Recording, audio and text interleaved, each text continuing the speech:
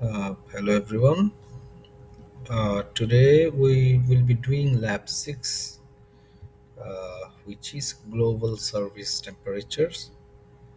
Uh, as usual, we will be starting with the presentation file first, then I will give you a brief overview about the uh, lab content, lab questions, and give you some idea about the lab, how to insert there, and how should you do. So let's start with the presentation first. First of all, this lab will focus on three research questions. At the end of the lab, you will be able to answer these three questions. Number one, how does a change in the solar constant impact the absorption of shortwave radiation and the emission of long-wave radiation by the Earth atmosphere system? So we will be discussing about the. Let me turn on my laser pointer. Okay, we will be discussing about the solar constant. What is that? You've already studied that in probably lab 3 or 4. Then we will be talking about short wave radiation, long wave radiation. You've studied visible radiation, ultraviolet radiation at the beginning, exactly probably at the first lab, as far as I know, or probably lab 2. Uh, so these are the things you will be able to understand after this lab. Then number 2, how does the ocean impact Earth's energy balance? So as you all know that ocean covers almost 3/4 of the area of the whole Earth. So definitely when we are talking about Earth's energy, we should consider ocean because that plays a big part. Even in fact, in the last lab, you've seen that ocean acts as a sink for carbon. You saw that ocean absorbs 92 petagram of carbon and it releases 90 petagram of carbon. So in total, in summary, it takes 2 petagram of carbon. So carbon is absorbed in ocean as well. So definitely, since ocean plays with this content, so definitely ocean should also uh, play with the earth's energy, temperature, moisture, and everything. So we will be able to understand ocean's uh, impact, as I can say. And question 3, how does the concentration of greenhouse gases, besides water vapor, impact Earth's surface temperature? So we will be talking about some of the greenhouse gases. There's a list for you. We'll definitely show you. So how do they impact the Earth's energy balance, Earth's surface temperature? So lots of different types of greenhouse gases are there. Water vapor does also play impact Earth's surface temperature. So how does this work in terms of the temperature? So you will be able to understand answer these three questions if you follow the lab properly. So let's go to the next slide. So there are three factors affecting Earth's surface temperature. So uh, there are three factors. One is solar radiation or solar constant. You've studied about the solar radiation. So that is one of the factors. Then there is albedo. I believe you've already studied these things, this thing in your theory class. Even if you didn't do that, I will definitely show you how to what is that actually and how to approach the question regarding albedo. So that is the second factor, and one another factor is the greenhouse effect or greenhouse gases. So these are the three factors that affects the Earth's temperature. So you will be introduced with all these three component, and you will be given some activities regarding them. So next slide is about solar radiation. So in the previous slide we were talking about solar radiation or solar constant. So So keep that in mind. Solar constant is 1365 watt per square meter, or Wm inverse 2. So that is the total solar constant around the earth, 1365. And when the global surface temperature is computed, it is divided by 4, thus 341. So the solar constant is 1365. When we will be calculating something regarding them, some impact, you'll be given a diagram about that. We usually multiply it, sorry, divide it by 4, which actually makes it 341 watt per square meter, or Wm inverse 2. So for you, if the question asks you about solar constant, then it is 1365.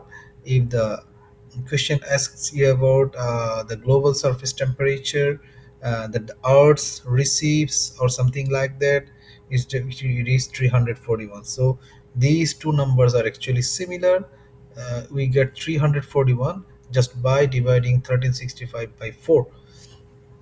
So these two are similar, and you don't need to know how, why it is divided by 4, but just keep that in mind, that the solar constant is divided by 4. That is the temperature that the earth receives.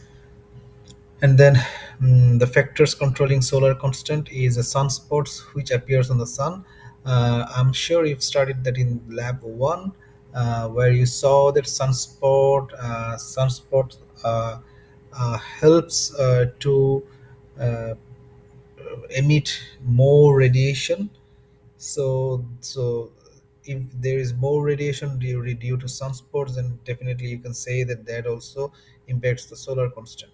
And you've studied these as well, in lab 1, I guess, where you has answered one of the question, like the question was asking which radiation is highest among ultraviolet and visible. So the right answer was visible, because you can see this radiation is at the peak and ultraviolet is less than visible. So most of you got the right answer, and you answered visible spectrum, visible radiation from solar spectrum. So you've answered those as well. So lots of those things in this lab. You will see very few of those figures, or table, probably they are from previous labs. So these labs is kind of amalgamation of few other labs from the previous section. But still you can answer all the question by this lab only. You don't even need to have idea from the previous labs. If you have that, it is good, but if you don't have that, there's nothing to worry about. So next one. So albedo. What is albedo? uh, Albedo is a ratio of incident radiation and reflected radiation. So what does that mean? So albedo effect means that what can a thing absorb, or what can a thing reflect back. So uh, just let's give you an example, practical example.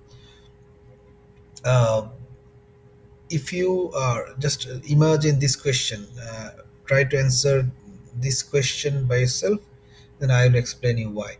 So if there is extreme heat outside, if there's extreme hot, the sun scorching heat outside, and you have two clothes, one is white, one is black, and you need to be outside for quite a while. So, and there is extreme heat outside, which cloth will you wear, white or black? So if you answered white, then you are right, because you probably know, or you probably even without the scientific justification, you already, probably lots of you already know that in the extreme hot season or something like that, you need to wear white clothes.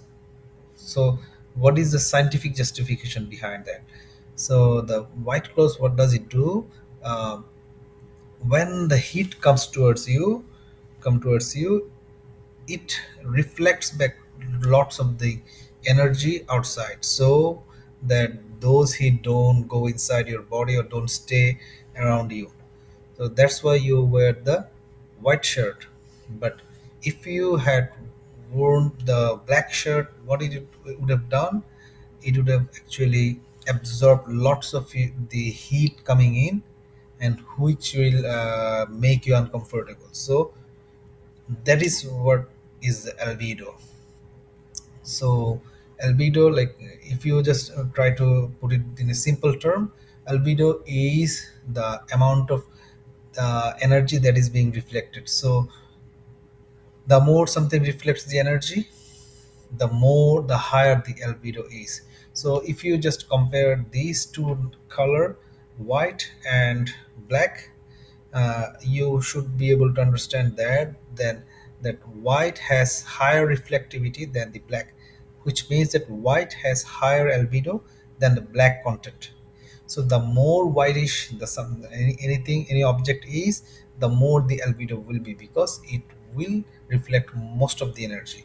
So even if you look at this diagram here, you see albedo, highest albedo is 1 and lowest is 0.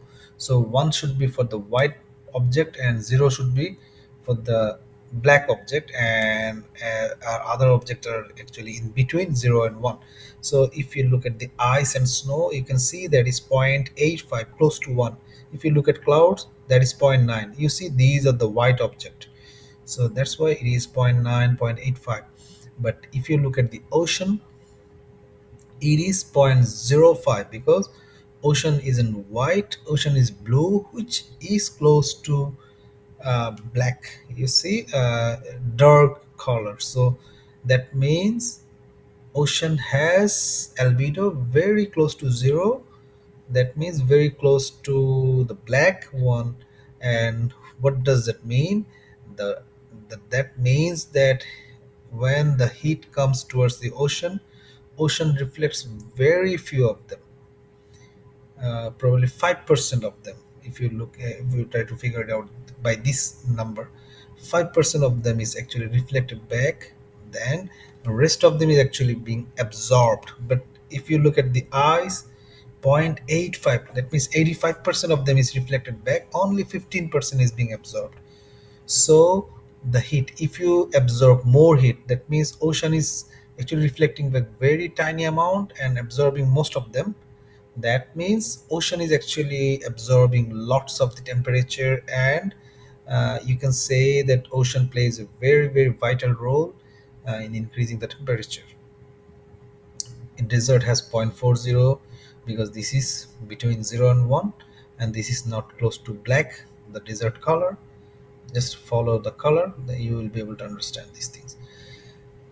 So if you understand this, if you've understood this, and I'm sure you will be able to answer most of these questions related to albedo. And I also know that you have already studied that thing in your theory class, so I hope my one will help as well. So the next information is the albedo value for earth's surface features ranges from zero point zero 0.05 to 0.85. You can see, in fact, the lowest is zero point zero 0.05 and highest is actually 0.85 or 0.90, close to 1, and lowest is close to 0. So there is the one. And ice albedo feedback involves melting of ice, resulting in more absorption of solar radiation, accelerates further melting. So there is an interesting theory in here. So if you look at the ice, involves melting of ice, resulting in more absorption of solar radiation, accelerating further melting. Sorry. Okay. So first of all, even as I already told you, that ice actually reflects back most of the energy, but it also absorbs few of them, right? So you see, if Among 100, if 85 points is being reflected back, ice is still taking 15 of them, right? So those 15 will actually melt the ice. If the ice is being melted, then the color isn't white anymore. So it becomes color of probably the blue probably. So if it becomes blue, that means it is absorbing more solar radiation. That means since it is absorbing more solar radiation, it is getting heated more, then it is melting few other ice. That ice is again losing its white color, and then since it's losing its white color, that means it will become water, kind of bluish something.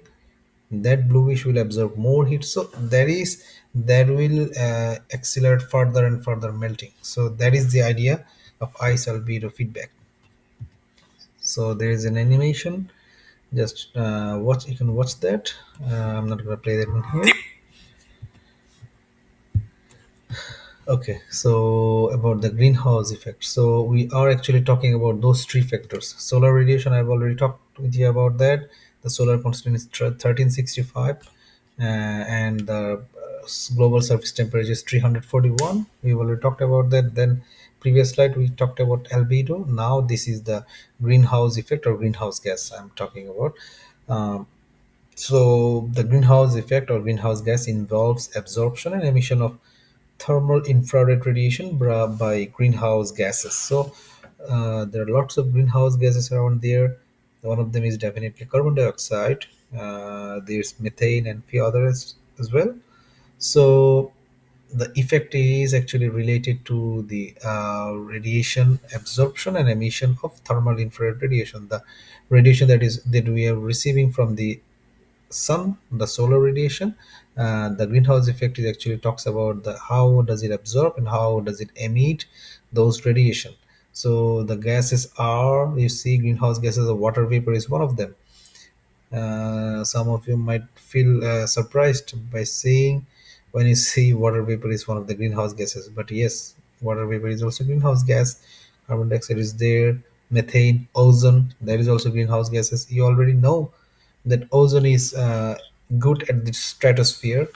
The more ozone you have in the stratosphere, the more it is beneficial for you, but the more ozone you have in troposphere, the more detrimental it is for you. So ozone is greenhouse gases in troposphere. So that is one of the another one, and most prevalent is definitely water vapor, because earth covers the three-fourth of the earth is covered by ocean. That means there will be lots of water vapor around the earth, and since earth is the water vapor is also greenhouse gases, so we can say that most prevalent is water vapor. But most positive forcing, so there will be two types of forcing: positive forcing, positive radiative forcing, or negative radiative forcing. So positive means and it doesn't mean that it has positive impact, but the positive forcing means that these content, that means carbon dioxide, actually forces the temperature to go up. That means go up means it will go even more positive. Like if it is 10 now, it will become 12, 13, 15, 20. So it will increase, so that means it is increasing. So that's why carbon dioxide is called as the positive forcing. So another thing is that incoming short wavelength energy is unaffected by gases. So there are two types of radiation that is coming from sun. One is short wavelength and one is long wavelength. The shorter wavelength energy uh, isn't affected by the gases. The gas cannot prevent it from coming to the earth, because it can evade all the gas molecule around it. That's why we can say the short wavelength cannot be impacted or cannot be prevented by the earth or the gas around the atmosphere. But longer wavelength gases energy can be prevented from coming in or from going back. So That's where the game happens. So I will be talking about that in the lab overview. Watch for that. And then a change in water vapor concentration is a feedback, not a forcing. So we will talking about the feedback and forcing. What is a feedback and what is a forcing? So not in here, but I will discuss that in the lab as well. So you see changes in atmospheric carbon dioxide concentration. From this graph, you can see that carbon dioxide have increased from 1750 to 2010. It have gone on increasing more and more and more. So in 2010, it became 390 ppm. So you will answer some of the question related to carbon dioxide and its concentration. So there will be some Excel sheet about that. You'll have to work on that. So Earth's energy balance. This is one of the figure that you have already answered this question a few laps ago.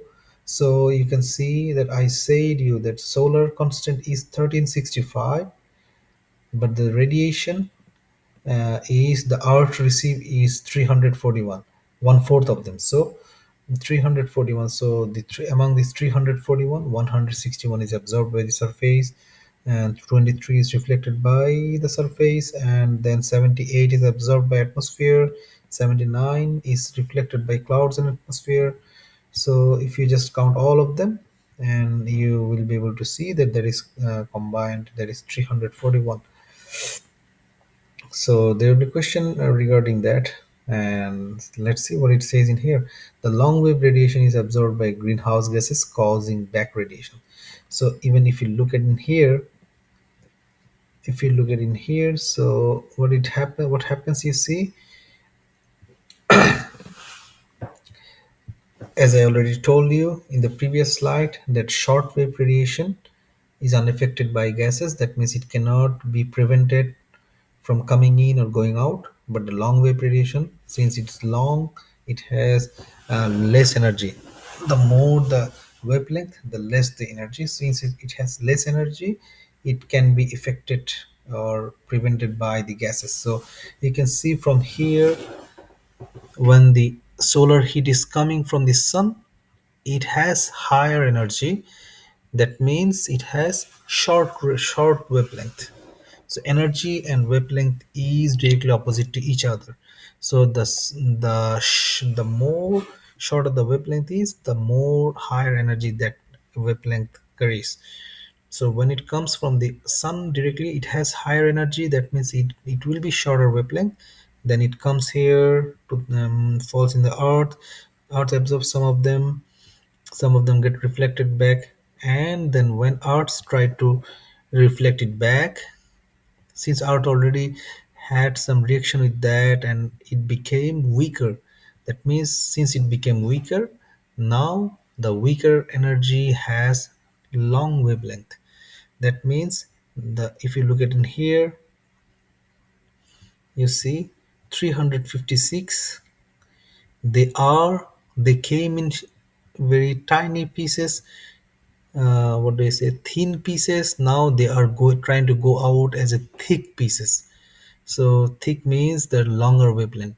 So when they're trying to go out as a thick pieces, it will be prevented by the greenhouse gases, carbon dioxide, water vapor, methane, ozone. So they will try to stop it. So when they try to stop it, you see, among these 356 that was trying to go out from the surface, 333 was back radiated. That means among these 356, 303 were actually came back. So actually in 396 were actually earth actually radiated as a long wave energy. Among them 40 could evade those gases through atmospheric window. There is also another thing, you will see that in the lab. And rest 356 was actually thick or long wave radiation that were prevented by the gases, clouds, or anything like that. So among them 333 back radiators. So this is the reason the temperature of the earth is increasing again and again, because if something comes in and if the same thing goes out, then that means that there is a balance. Earth is actually receiving the amount, and it's actually try can it is able to remove all of them. uh, but the thing is that because of these gases around us, they are actually stopping lots of them to go back again, which is actually staying inside our earth, and which is actually increasing the temperature.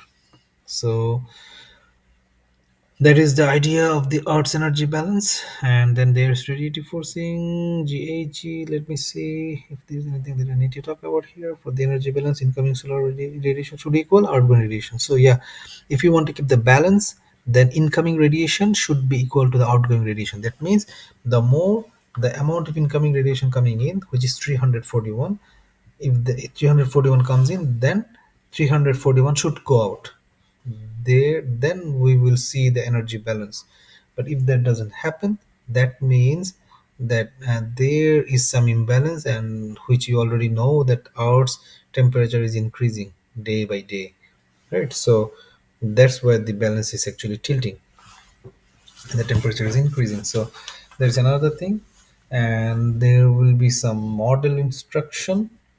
Let me see. Yeah, so, model talks about the black body. Black body is a hypothetical object that absorbs all incoming radiation and has no albedo.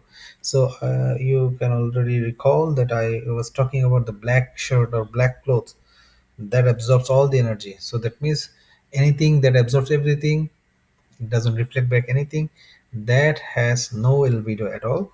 And in fact, there is nothing as a black body. Black body is a hypothetical thing. There is no object in the earth that can absorb all of the energy and doesn't reflect anything. Anything that something can go close to the black body, or close to the perfect black object, but it won't be exactly zero. That means even if you look at the ocean, you saw that it has an albedo of 0.05, close to zero but not zero. So these things, you won't be able to see these things at all. But I'm sure you've already heard about the black body, black hole, or something like that, that absorbs everything. So that is hypothetical. No one have had been able to prove that so far. And then we talked about the solar constant, which is 1365, and among them, if you divide it by 4, that becomes 341. That is the incoming solar radiation.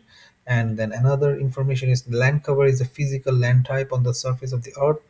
That's really a common theme. And do not compute anything, simply input values to the model. Yeah, there will be some Microsoft Excel work. You don't need to do any computation, just input some values. I will show you how to do that. And then Earth's albedo is affected by the surface features. Yeah, I already shown it to you.